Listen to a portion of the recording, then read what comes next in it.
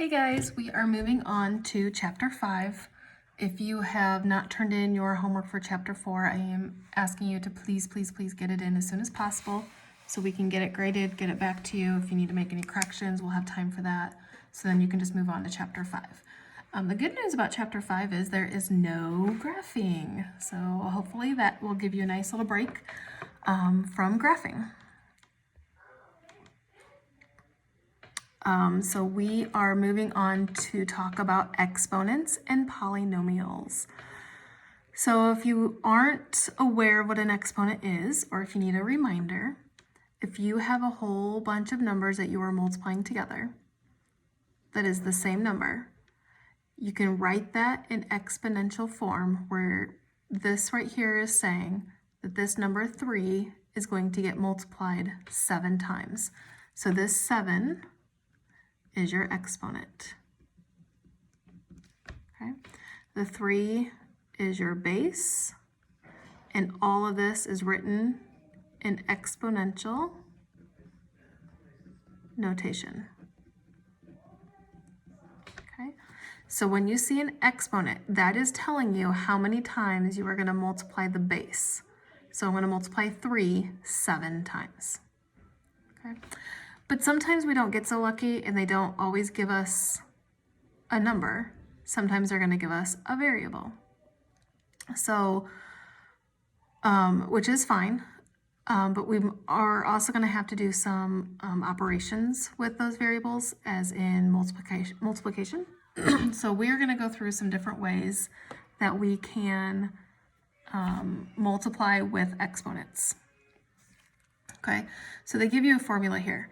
If you are multiplying a variable or a number with an exponent times another variable or number with an exponent, what you do is you keep that variable or that number the same, and you add your exponents together.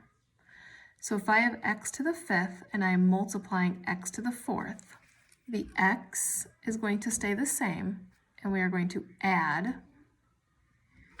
our exponents. If I have n to the 7th and I'm multiplying n to the 10th, to shorten that, we're going to put n to the 17th. Okay, now normally we could do 3 times 3 times 3, and then 3 times 3, and then 3, but really we're just focusing on how to write these in exponential notation. We're not solving anything yet. Okay, if it asks you to solve or evaluate, that means to get a final answer. But if I have 3 to the 3rd power, and I'm multiplying 3 to the 2nd power, and I'm multiplying another 3, that's going to give me a bunch of 3's. It's going to give me 3 to the 3, 4, 5, 6. Now you're saying, how did I get 6? Well, next to this 3 would be an invisible 1, because there's 1 3 standing there. So 3, 4, 5, 6. So this times this times this times this times this times this, all of those together would equal 3 to the 6th power. I have 5 being multiplied to the 4th power.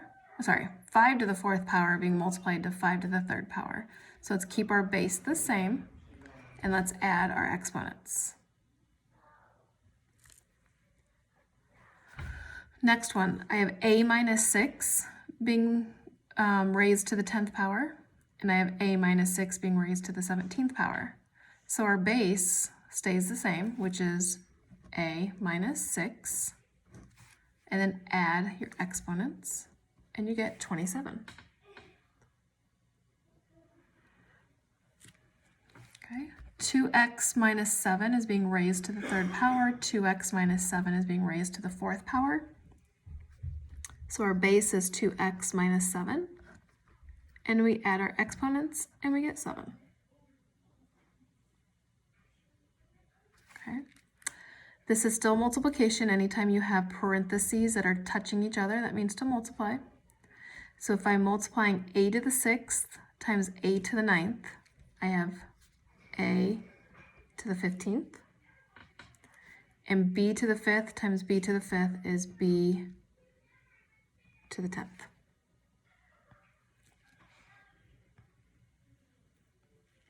Okay. r to the 5th times r to the 8th is r to the 13th.